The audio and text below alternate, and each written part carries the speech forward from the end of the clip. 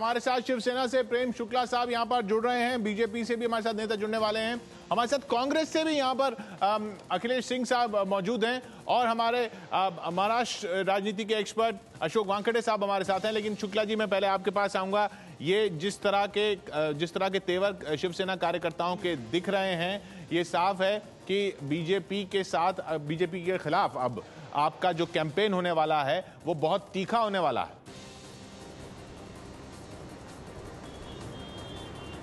देखिए, इसका निर्णय शिवसेना पक्ष प्रमुख लेंगे। इसमें किसी प्रकार की जल्दबाजी शिवसैनिकों को नहीं है। निश्चित तौर पर शिवसैनिकों को 25 वर्ष बाद एक हमारा दोस्त दगा देते हुए दिखाई दे रहा है, तो उनको लग रहा है कि कुछ आक्रोश स्वाभाविक तौर पर उनका तात्कालिक उभरा है। लेकिन शिवसेना पक्ष प्रमुख, हम अनुशासित दल हैं।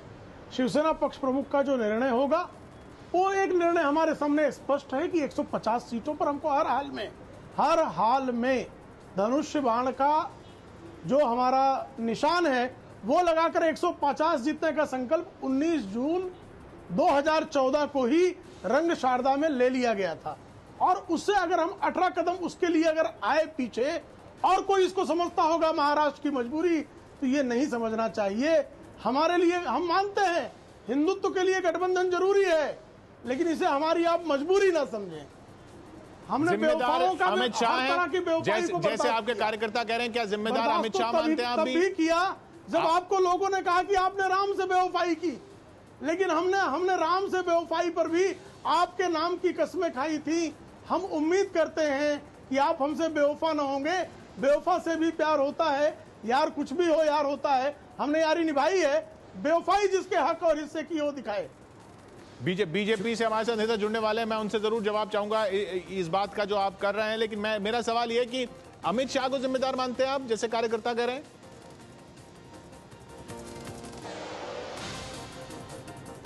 देखिए, एक व्यक्ति विशेष पर इस तरह का दोषारोपण करना शिवसेना संगठन के लिए और सारे हमारा नेतृत्व जो है उसको इस तरह से नहीं लेगा।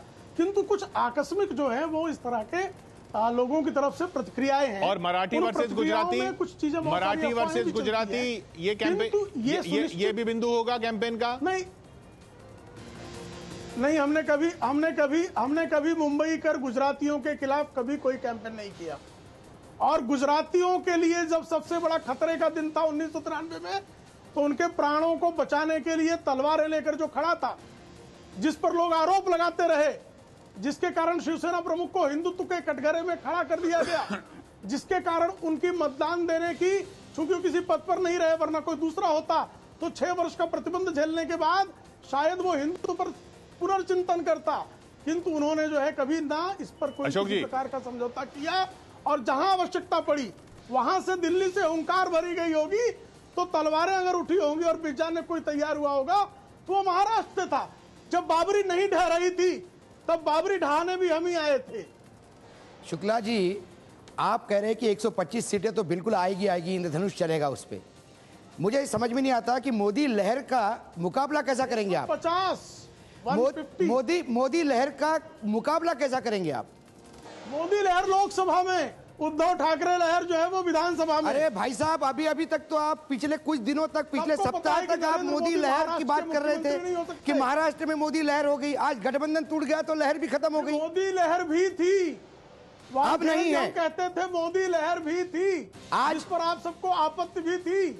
आज मोदी लहर लोकसभा में थी, अभी सबको पता है कि अरे शुक्ला जी, यही बात हम आपको बार बार कहते थे कि ये लोकसभा में है, तब आपने कहा कि विधानसभा में भी चलेगी।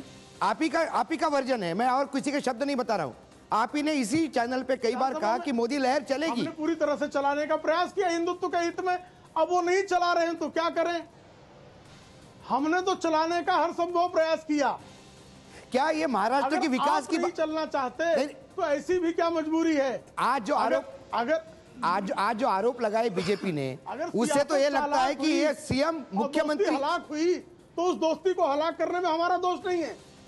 नहीं तो आपने तो उनको कामांध भी कहा, तब दोस्ती याद नहीं आई। आपने शाल और साड़ी डिप्लोमेसी पे भी बात की, तब दोस्ती याद नहीं रही। सामना लगातार मोदी के खिलाफ उगलता रहा, तब दोस्ती याद नहीं रही। अपनी नीतियों से कैसे हट जाएंगे? हम लाहौर पर तब भी बातें करते थे। वानखेड़े जी हम समझौता पर तब भी मुखालफत करते थे, हम क्रिकेट टीम पर तब भी विरोध करते थे। तो शुक्ला जी, क्या महाराष्ट्र की जनता इतनी बेवकूफ है कि आप एक जगह उनका विरोध करते हैं, एक जगह उनका साथ लेते हैं? नहीं, महाराष्ट्र की जनता को पता है कि शिवसेना का उसके लिए समर्पण क्या है। मैं एक मिनट, हमारे साथ अखिलेश सिंह जी भी मौजूद हैं। उनके भी साथी आज उनको छोड़कर गए हैं या उन्होंने अपने साथी को छोड़ा है, उनसे भी उधर भी इसी तरह की बात है। हालांकि माना यह जा रहा है कि कांग्रेस की हालत साथी के साथ या साथी के बिना कोई ज्यादा उसमें फर्क नहीं आने वाला है, लेकिन कांग्रेस एनसीपी का भी गठबंधन टूट गया। अखिलेश सिंह जी भी हमारे साथ हैं। अखिलेश जी, आप भी एनसीपी के साथ थे, एनसीपी से गठबंधन जो टूटा है, अब क्या बचेगा आपका? जी,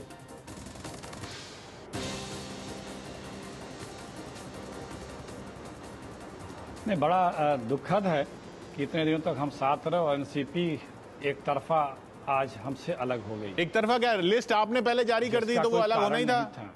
आप कह रहे हैं एक तरफा बात हो रही थी, हम लोग उन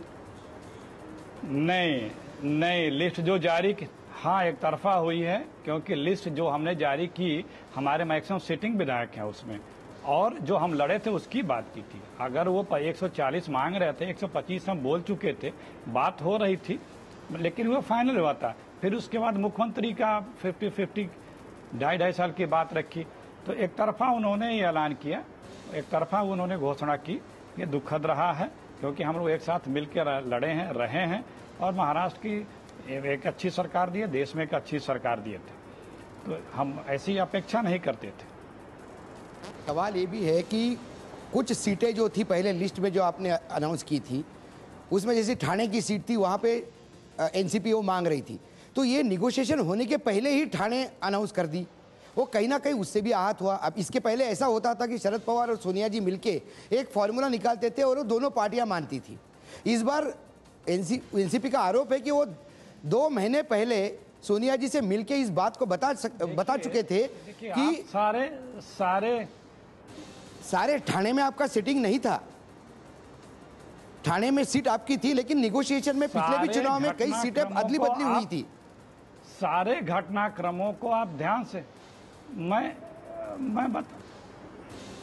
बता रहा हूं, सारे घटनाक्रमों को पिछले दिनों के, चाहे बीजेपी के हो या एनसीपी के हो, उसको आप ठीक से वॉच करें।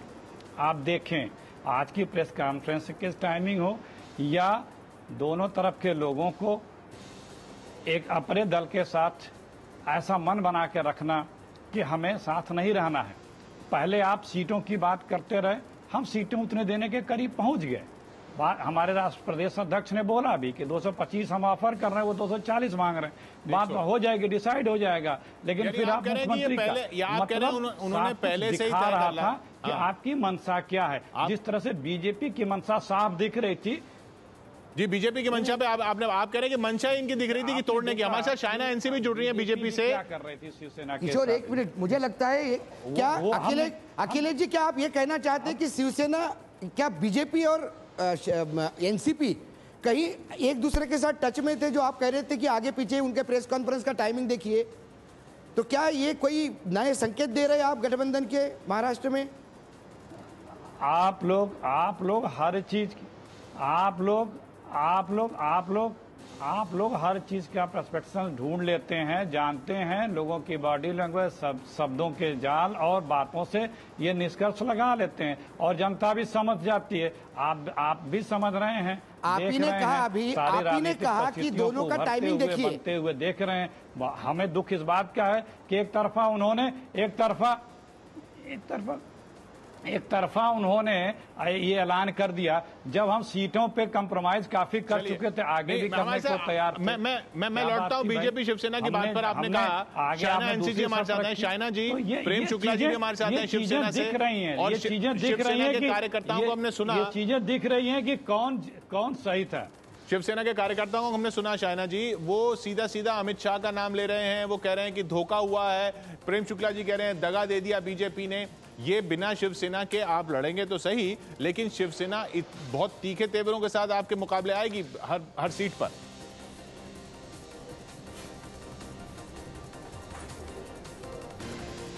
देखिए, सबसे पहले तो मैं ये कहना चाहती हूँ, ऐसा नहीं है कि हम खुशी खुशी अपनी जो गठबंधन है उसको ख़त्म कर रहे हैं। समझ लीजिए कि 22 दिन से लगातार चर्चा हो रही है। थोड़े बैठक 6 घंटे 7 घंटे चलते हैं। कल रात तक चर्चा चालू थी। अभी जो आप एक डेडलॉक पे आ गए, जहां सेना को 150 के ऊपर चाहिए, जहां बीजेपी 119 से ज्यादा चाहती है, 130, जो हमारे छोटे घटक दल है उनको भी अपनी अपेक्षा है, तो कहीं ना कहीं ये समझना पड़ेगा कि 2 दिन बचे हैं फाइलिंग ऑफ नॉमिनेशंस को लेके। हमारे पास कोई पर्याय नहीं है और कोई सल्यूशन नहीं है, इसलिए हमें ये एक कदम लेना पड़ा। जी, आपने लिया। लेकिन जो आप चाहते हैं कि हम कहें कि हम कोई नहीं, सुन लीजिए प्लीज मेरी बात। हम कोई नकारात्मक राजनीति में नहीं जाना चाहते हैं। हम सकारात्मक रूप से, हमारा लक्ष्य एक ही है कि कांग्रेस और एनसीपी की भ्रष्ट सरकार को खत्म करे। जो हमें ये खत्म करना है कांग्रेस और एनसीपी को, तो एक ही माध्यम है और वो है जनता तक ये पहुंचाना कि जो शिवसेना दावा कर रही है कि वो अकेले अपने दम पर सरकार बना लेगी, आपकी जरूरत नहीं पड़ेगी। आप यहाँ प्रेम शुक्ला जी, आप 150 का दावा कर रहे हैं, वो भी अपनी सरकार बनाने का दावा कर रही हैं। निश्चित देखिए, ऐसे हमारा मिशन नहीं, निश्चित उनको अधिकार है दावा करने का। हर दल को ये अधिकार है दावा करने का कि बहुमत की सरकार बनाएगा। हमने मिशन 150 तय किया है, हम जानते हैं हमें कैसे करना है। हमारी योजनाएं हैं, ब्लूप्रिंट है, काम कर रहे हैं उस पर, और 19 जून 2014 से ही काम कर रहे हैं। नहीं तो पता है कि हमको 150 सीटों पर चुनाव लड़कर जीतना है, अगर हमारी योजना है। अगर जरूरत पड़ी तो बाद में फिर मिल जाएंगे, मतलब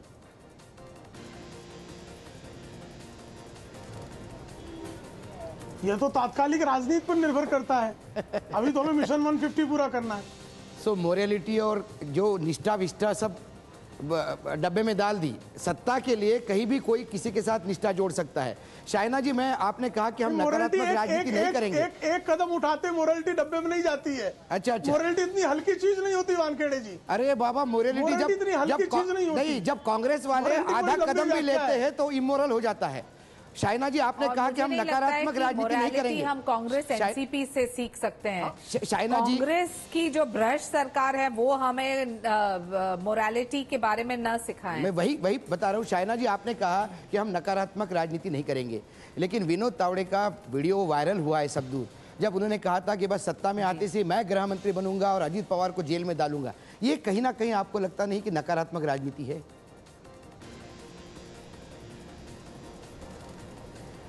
देखिए, आपकी टिप्पणी और विश्लेषण कर सकते हैं। क्या था रेफरेंस टू कॉन्टेक्स्ट? जहां महाराष्ट्र प्रदेश में गृह मंत्री कुछ काम नहीं करते हैं, कानून कायदे को लेके एक बड़ा प्रश्न चिन्ह उठता है, तो वहां स्वाभाविक रूप से ऑपोजिशन में हम नहीं बोल सकते हैं कि जब हम आए सरकार में हम ये करेंगे गृह मंत्री में और मंत्रालय में।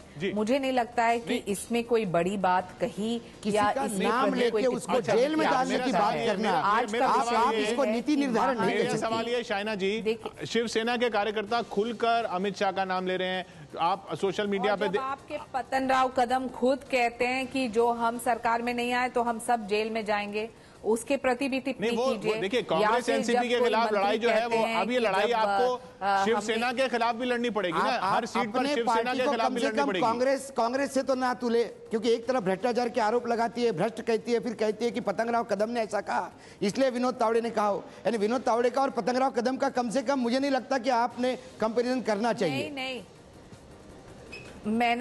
मैंने कहीं नहीं, आपने एक रिएक्शन दी, तब मैंने एक प्रतिक्रिया आपको दी। मैं सिर्फ ये कहना चाहती हूँ, लगातार हम क्या करना चाहते हैं, हम लोगों के पास विश्वास के साथ जाके यही कहेंगे कि जो आपको 100 दिन के मोदी जी के सरकार में विश्वास है तो वो ही रेप्लिकेशन। अच्छा, ये मोदी जी की लहर है अभी भी महाराष्ट्र में शाइना जी? शाइना जी, मोदी जी की लहर है महाराष्ट्र में, एक सरकार जो नेतृत्व दिखाए।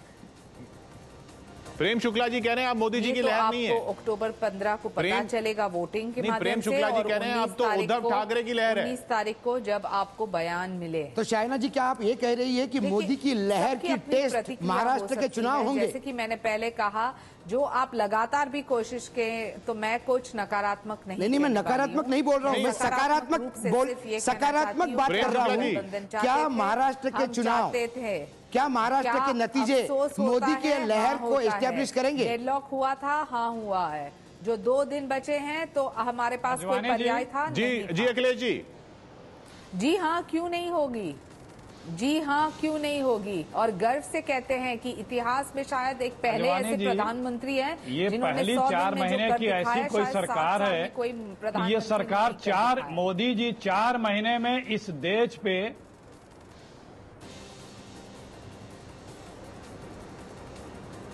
और मोदी जी 4 महीने में इस देश पे बोझ बन चुके हैं। 3 राउंड के उपचुनाव ने इस देश में दिखा दिया है। तो मोदी की लहर के तो कोई उम्मीद नहीं है। ये लोग लाख बोलते रहे अपने लोगों को मनोबल बढ़ाने के लिए। बाकी जो पार्टियां महाराष्ट्र में हैं उनका कोई भी फ्रेम ऐसा नहीं है कि सारे वर्ग विशेष या संप्रदाय या इलाके को लेके चलती हों। उनका वजूद कुछ, चाहे वो सामाजिक ताना बाना हो या राजनीतिक ताना बाना हो, उसमें कुछ हद तक ही है। पर अखिलेश जी अगर ये सब है तो फिर लोकसभा चुनाव में आपका सफाया कैसे हो गया? पूरा सफाया हो गया महाराष्ट्र में, कांग्रेस पूरा सफाया हो गया महाराष्ट्र में। अखिलेश जी आप बात तो कर रहे हैं और ये बातें चुनाव से पहले मैंने बताया। हाँ होगी, मैं कह रहा हूँ ना कि इसी मैं कह रहा हूँ कि वो लहर नहीं है। मैं कह रहा हूँ मैं वही कह रहा हूँ कि वो लहर अब नहीं है। 3 राउंड के पूरे देश के उपचुनाव ने दिखा दिया। तब लहर थी, अब नहीं है लहर। अब लहर वो नहीं है। शुक्ला जी भी कह रहे हैं मोदी लहर जो थी वो लोकसभा की थी, विधानसभा में तो शिवसेना की लहर है। शायना एनसीपी का 4 महीने में जितने 4 महीने में नहीं, आप लोग खुद आप लोग खुद मैं ये कह रहा हूँ इतना जरूर है कि 4 महीने में मोदी जी लोकसभा चुनाव के नतीजों के बाद इन चुनावों के जितने ज्यादा जनाधार जुलते आएंगे। आप बोल लेंगे कि हम भी बोलें, लेकिन मुझे लगता है कि महाराष्ट्र की आपने जनता मोदी के सौदे नहीं देखेगी चुनाव को। बहुत बहुत शुक्रिया आपका प्रेम शुक्ला जी, शाइना जी, अखिलेश जी, अशोक जी, आपका बहुत बहुत शुक्रिया। आप सब ने यानी इन चारों पार्टी ने और कुछ नहीं दिलचस्प जरूर बना दिया है इस चुनाव को, क्योंकि अब हर सीट पर 4-4, 5-5, महाराष्ट्र नवनिर्माण सेना भी है तो हर सीट पर 4-4, 5-5 में मुकाबले में कहीं कोई ऐसे उम्मीदवार न जीत जाए जिनके बारे में अभी तक नहीं सोचा जा रहा था। ये देखना होगा महाराष्ट्र के चुनाव में।